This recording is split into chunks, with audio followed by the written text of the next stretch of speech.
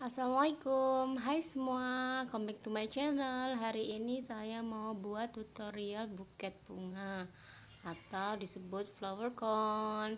Tonton terus ya videonya, jangan lupa like, subscribe, like and komennya, dan share juga ke sosial media yang kalian punya. Terima kasih, selamat menonton.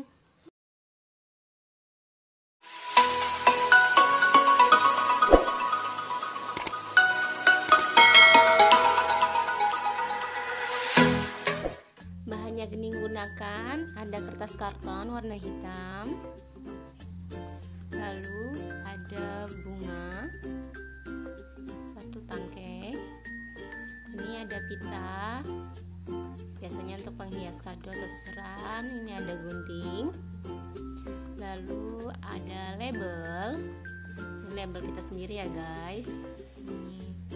Lalu kita gunain lem tembak. Nah, ini cara membungkusnya.